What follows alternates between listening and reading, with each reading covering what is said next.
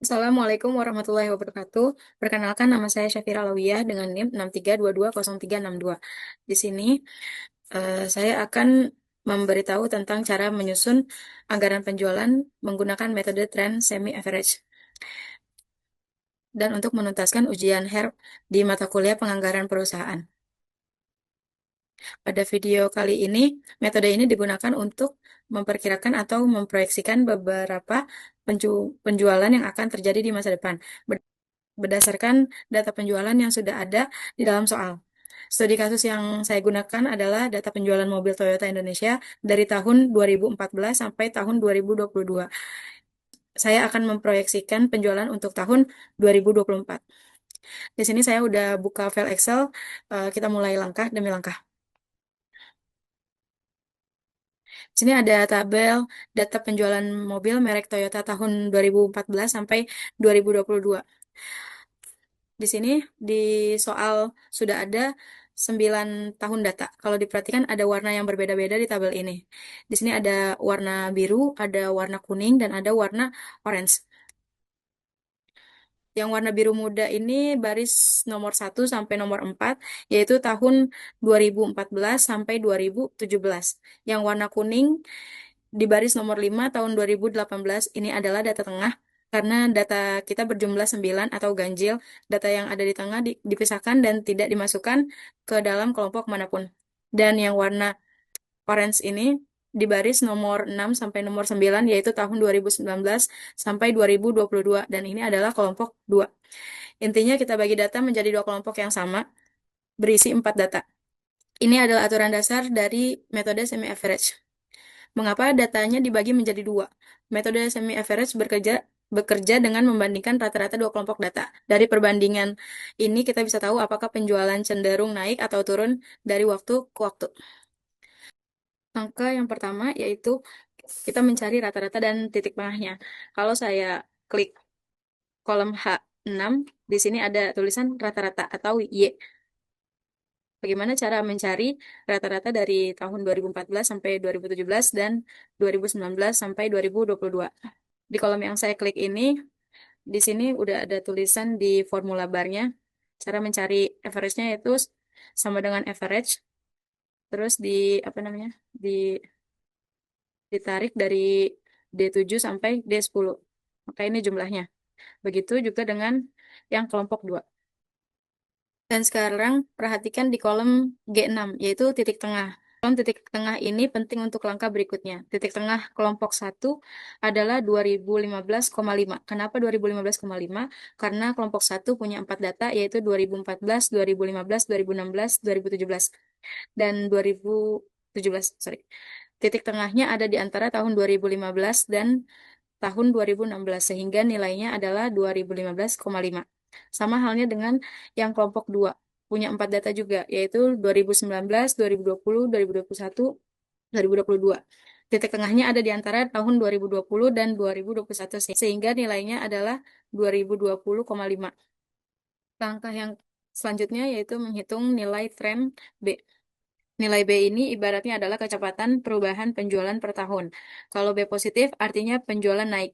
Kalau B negatif artinya penjualan turun. Selanjutnya yaitu menghitung nilai tren B.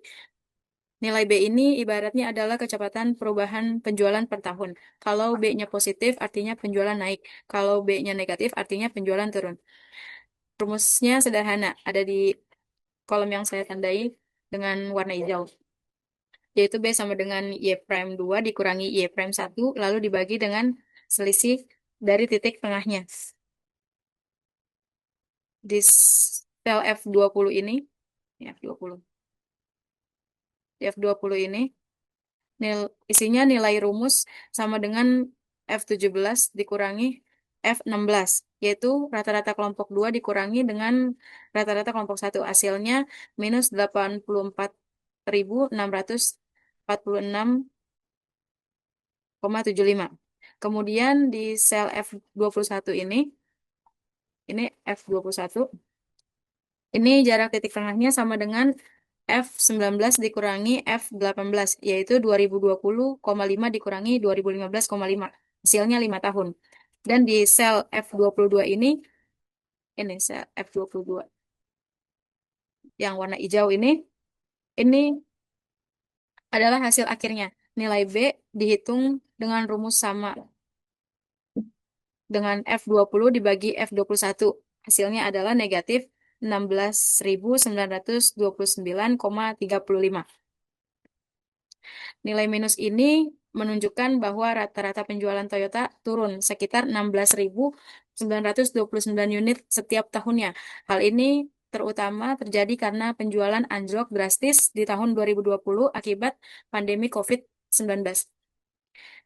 Nilai B negatif bukan berarti ada kesalahan. Itu artinya tren penjualan dalam periode tersebut memang menurun. Ini wajar karena data tahun 2020 sangat rendah akibat pandemi. Sekarang kita ke langkah yang paling penting, yaitu memproyeksikan penjualan untuk tahun 2024. Rumus yang kita pakai adalah, ini rumusnya yang di kotak merah, yaitu Y sama dengan Y prime 2 ditambah B dikali T dikurang T2. Kedengarannya rumit, tapi mari kita uraikan satu persatu. Dan ini detail dari si rumus tersebut. Y prime 2 adalah titik tolak kita, yaitu rata-rata kelompok 2 dengan jumlah 283.416,50 unit yang kita gunakan sebagai angka awal. Nilai B sudah kita hitung tadi, yaitu negatif 16.929,35. Ini diambil otomatis dari sel hasil perhitungan tadi. Lalu T adalah tahun yang ingin kita proyeksikan, yaitu tahun 2024. Ini kita isi manual saja. Jarak waktunya adalah 2024 dikurangi 2020,5 sama dengan 3,5 tahun. Artinya kita memproyeksikan 3,5 tahun ke depan dari titik tolak. Dan ini hasilnya di sel F32. Rumusnya sama dengan F27 ditambah F28 dikali F31. Dan hasilnya adalah 224.164 unit. Jadi berdasarkan metode trend semi-average, proyeksi penjualan mobil Toyota pada tahun 2024 adalah sekitar 224.164 unit. Penjualan Toyota di tahun 2024 sama dengan 224.164 unit. Angka ini didapat dari melanjutkan tren penurunan yang terjadi selama 2014 sampai 2022.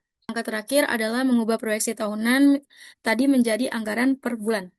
Caranya mudah, kita asumsikan bahwa penjualan merata dibagi menjadi 12 bulan. Jadi setiap bulannya dapat porsi yang sama, yaitu 1 dibagi 12 atau sekitar 8,33%. Lihat kolom anggaran di sel D37. Ini, di bulan Januari. Rumusnya adalah sama dengan round dari F32 dibagi 12,0, yang artinya proyeksi tahunan dibagi 12 bulan dan hasilnya dibulatkan ke angka bulat. Hasilnya sekitar 18.680 unit per bulan. Rumus ini sama untuk semua bulan dari bulan Januari sampai Desember, karena proporsinya merata. Kolom proporsi di sel F37 menunjukkan persentase setiap bulan terhadap total tahunan. Rumusnya adalah D37 dibagi F32.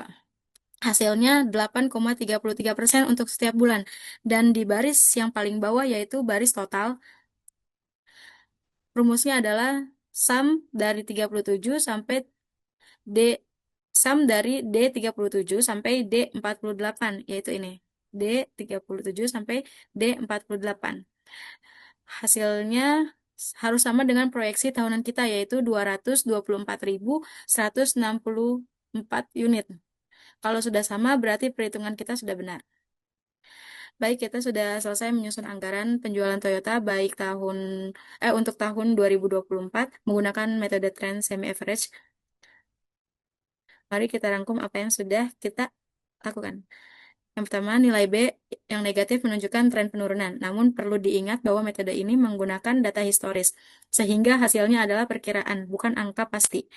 Angka ini perlu dikombinasikan dengan kondisi pasar dan strategi perusahaan yang sebenarnya. Semoga video ini bermanfaat dan membantu teman-teman memahami cara penyusunan anggaran penjualan menggunakan metode trend semi-average. Terima kasih yang sudah menonton. Wassalamualaikum warahmatullahi wabarakatuh.